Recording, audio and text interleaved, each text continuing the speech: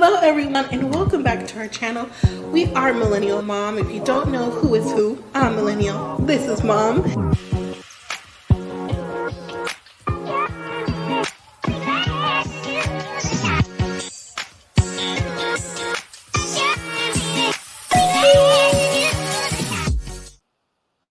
Hello everyone and welcome back to our channel. If you're new here, I'm Mom or Kay from Millennial Mom, and today I'm back for Ready to Love Dallas Season 8 Episode 1, Bigger in Texas Now. Before I begin, if you have already subscribed to our channel, thank you so much to our day ones, A1s, or A1 day ones, however you want to say it. Please consider subscribing to the channel.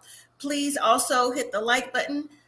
Leave your comments so I know what you thought about the episode and the couples, and also the couples going forward as the episodes progress. And tell a friend that Millennial Mom, and for right now, Mom, is back doing Ready to Love. So let's get started. Ready to Love Season 8 has arrived with new singles, Ready to Mingle, and of course, Finding Love. Nephew Tommy is hosting his famous mansion mixing and mingle session, right? With 18 hopefuls. You have 9 men and 9 women. The singles describe their past relationships as either dating pitfalls or recently divorced. During the mixer, Tommy checks on everyone to see how everyone is doing, make sure everybody is mixing and mingling, okay? And they are, of course, because they're there to find their match and hopefully something long term. So while he's checking on the group, he lets them know that dating is a landscape. And it's very big in Dallas. You got to put in the work to find that special someone. You got to open your hearts and your mind, but not your wallets and your drawers. Okay. He was trying to say, you don't got to like buy love, and you don't have to like open your legs or do whatever you do to get someone to love you, because in the end, that may not last. They might just be there just for the thrill of the chase. All right, so he advises the people to get to know each other, mix and mingle, because you know what? At the end of the evening, 2 people will be going home, 1 man and 1 woman. So, the group is like, what? Like someone's going home? Now, unless they don't know how the show works, that's generally what happens. At the very beginning, someone goes home because either they're not making a connection, their personalities aren't meshing with the majority of the group, the energy is off, maybe something in their past that they're sharing with the group is like a red flag, and people's like, they're not ready for love, maybe for something else, but not up in here, okay? So I don't have the individual pictures just yet, but I do have a group picture, so I'll just put this up for you all so you can see. These are the contestants for Ready to Love this season. You see with nephew Tommy in the middle, and the men and the women just, throughout the whole entire picture. And yeah, so there we go. Okay.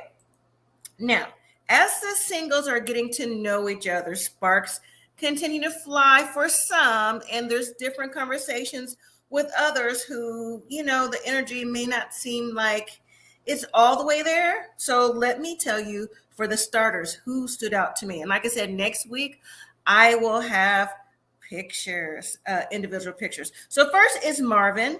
He mentions he presents as someone who's conservative when you first meet him. However, he's a book author, and I believe he said he's a book author of erotica. So that's what he's into. And he also said that for any woman he's dating and he's into, for the relationship and wanting to please, at his apartment, he said he has no problems of turning it into a sex or love dungeon. Okay, so yeah, he's into the bondage and the domination and all that type of group, that he's into, that, is just a little bit more risque out there. So, but again, he said he presents conservative. So he's definitely one to watch going forward. Then we also have Brandon.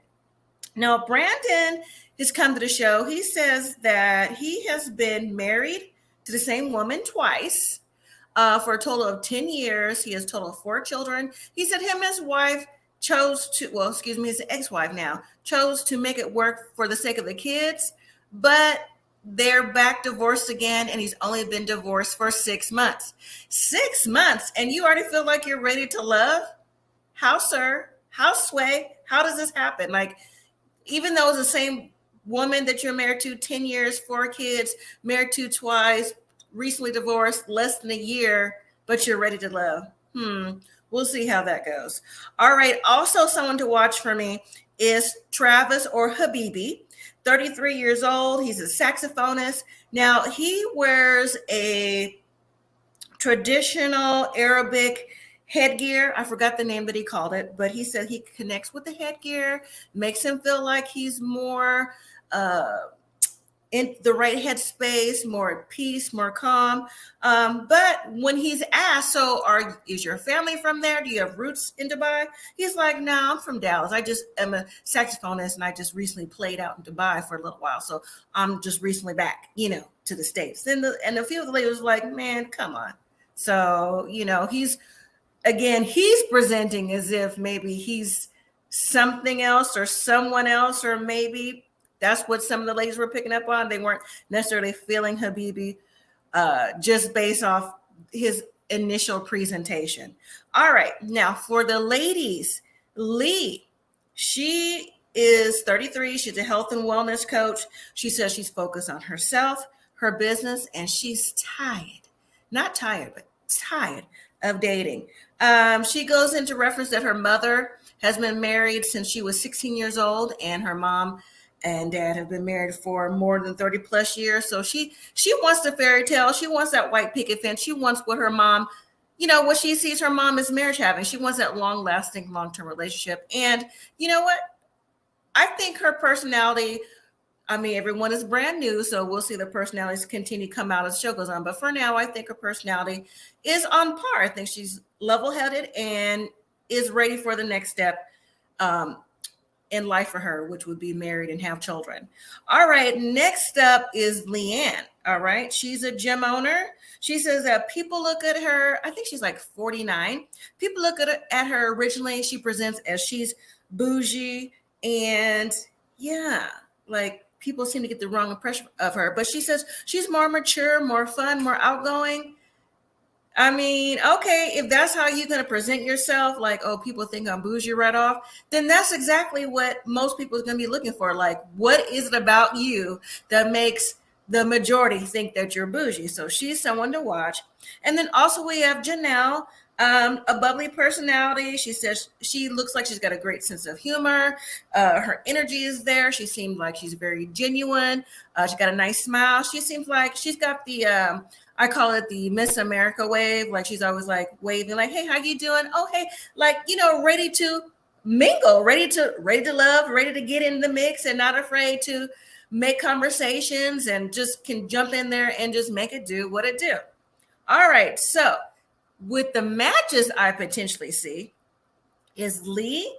Lee, again, is the health and wellness coach whose mother got married at 16. She has a business and she's into that and all the fitness things. She's really business driven and ready to go to the next stage in her life. Okay, so Quentin, he is also a personal trainer. He's in the health and fitness. You could tell he's a physical trainer based on his physique. He's muscle bound and everything else. When they sit down to talk and connect, it seemed to me there was like a spark starting with their communication. They seemed like they melted into each other with the conversation about the health and fitness industry. So that's something they had in common, about wanting to get married, about wanting to have children. He would like to have 3. She's like 2. And she's like, what? Let's meet in the middle with 2.5. So that, and then also with her mother being married 30 plus years, Quentin mentioned that his parents have been married 43 years and his grandparents have been married 70 years. So they both have a foundation of the long-term marriage working out background. So, they know what it is, or see, not saying that her family and his family have had perfect relationships, because nothing is perfect, but the foundation is there to know and to see what a long-term committed relationship is. So I think they have a spark and a connection on that. All right. The next couple that's a potential match I see is Janelle and Herbert. They have positive conversation, sparks flowing. They seem very natural together, and a simmering spark is picking up. Again, Janelle is the one I just referenced as the Miss America. Like, hey, how you doing? Jump into conversation, just into the mix, free flowing. Like she's cool, could be cool with everybody in any situation. For the time being, like I said, as the show goes on, we'll see how people's real. They say like when you first meet someone, most people put out like their representative. So we'll see whose representative has come out to the table during this Rated Love season and during this mix and mingle for right now.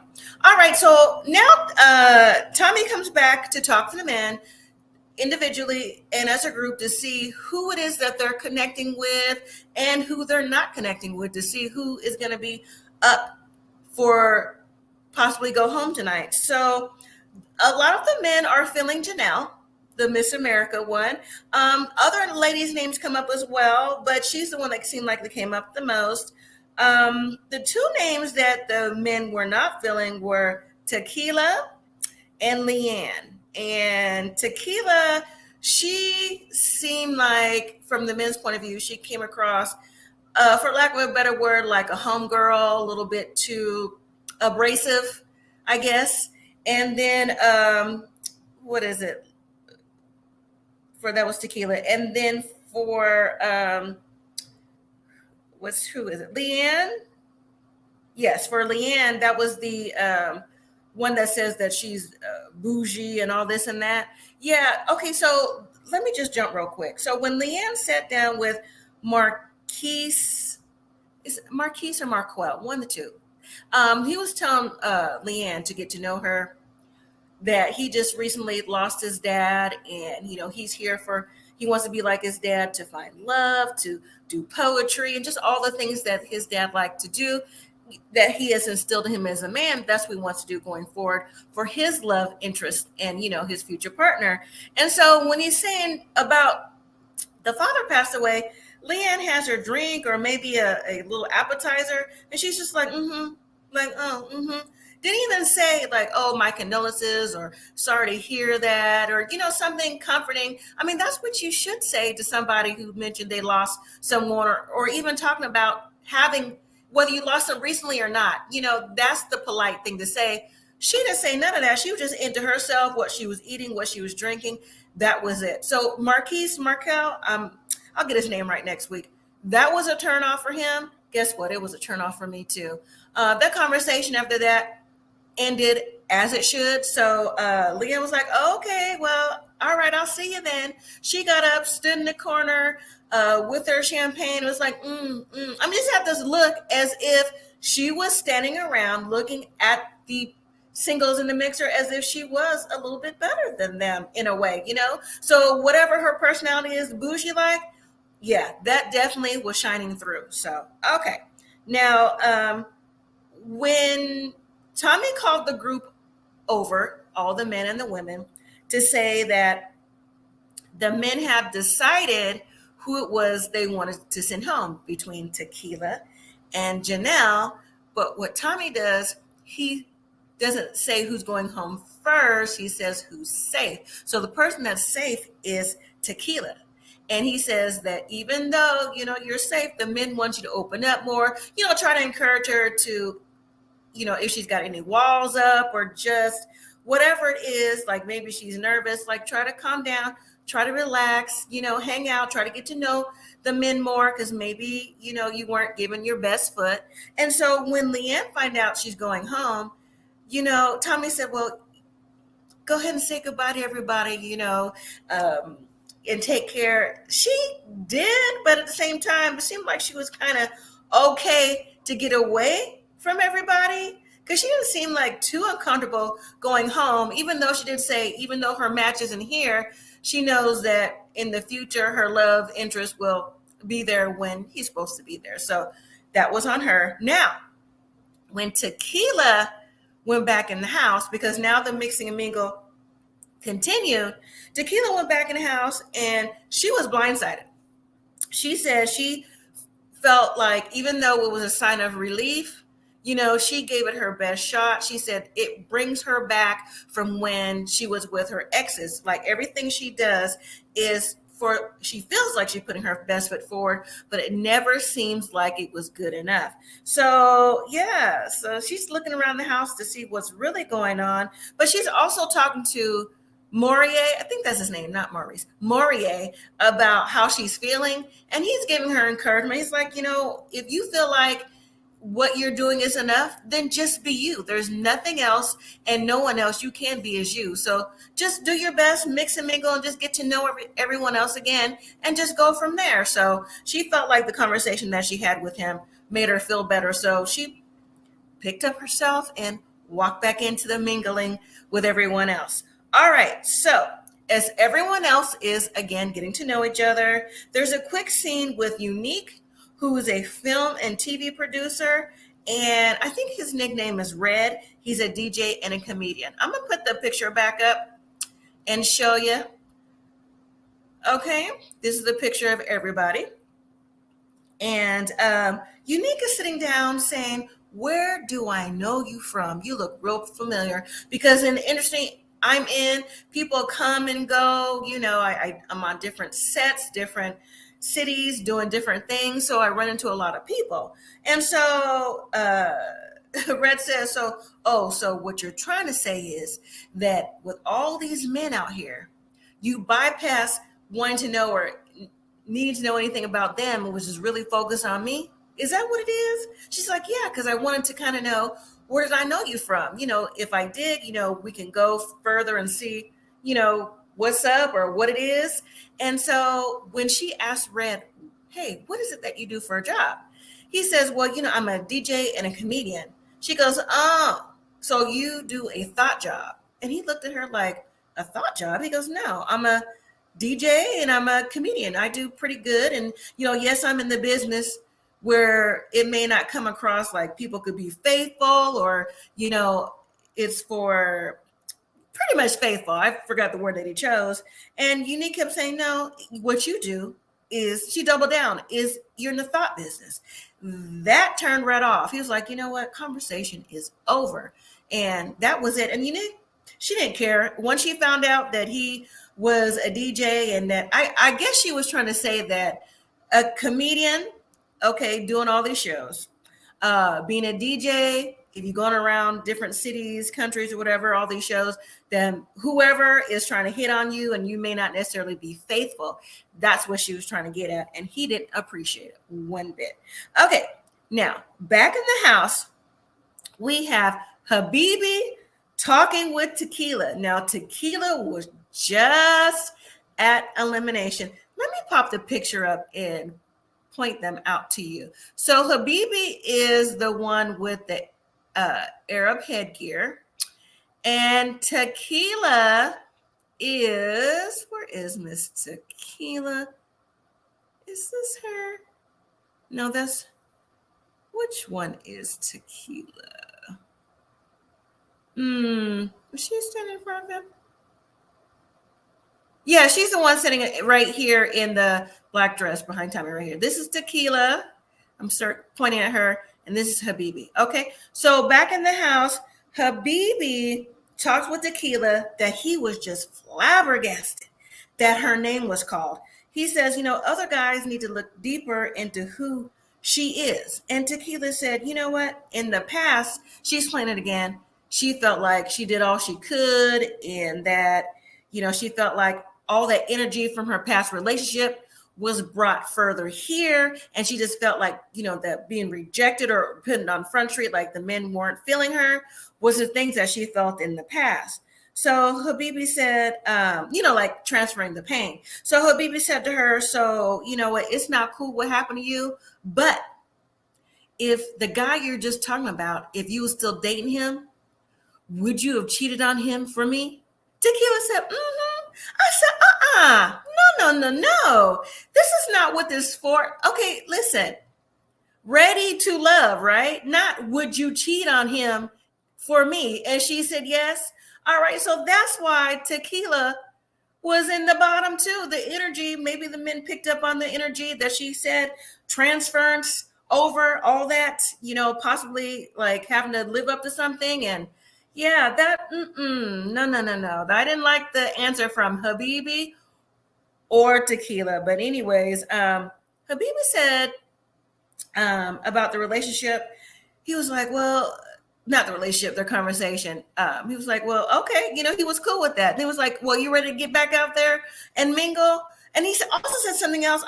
I can't remember what he said just yet, but Tequila said to the response, you know what? I would ride or die for you. I'm like, wait, how would you know that already? How would you know a ride or die for you already? And I just met you. But you know what? Energies may have met up.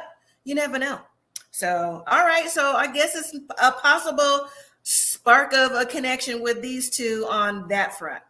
We'll have to wait and see. All right. So now later, when Tommy speaks with the ladies about who they're feeling, and, yes to the men or no to the men. Okay. The majority of the men's name came up, but it seemed like the most popular name was Quentin. He seemed like he's the front runner with a lot of the ladies, but not on the list. Surprise, surprise, is Brandon, the one that's was married for 10 years with 4 kids and just recently 6 months divorced. Okay. And also, guess who? Habibi. Okay. The ladies said that not only the energy they didn't care for, but he's an entertainer.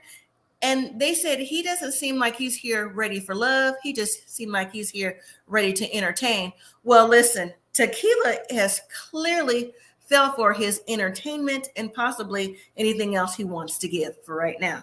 So now, after the discussion with the ladies, Tommy brought the group together, and now 2 men are on the hot seat, like I said, and we will have to see who is going home next week, because Tommy left it on a cliffhanger. Is it going to be Brandon or is it going to be Habibi? My vote is on Brandon with the divorce, the kids, and the marriage. That's all I'm saying, because it's still fresh for him. But who knows? It could be Habibi. Maybe some of the ladies have fought a little harder. I don't know. So that was it of this episode for season 8, episode 1, Bigger in Texas. Now for upcoming episodes, we're going to see the couples going out on different dates and different activities and excursions, getting to know one another. Also, too, we see coming up in this season 2 women while they're sitting around talking with Tommy. Oh, yeah, get into a heated argument where one of them stands up and has to be walked away, talk about, you can get it too. I said, what?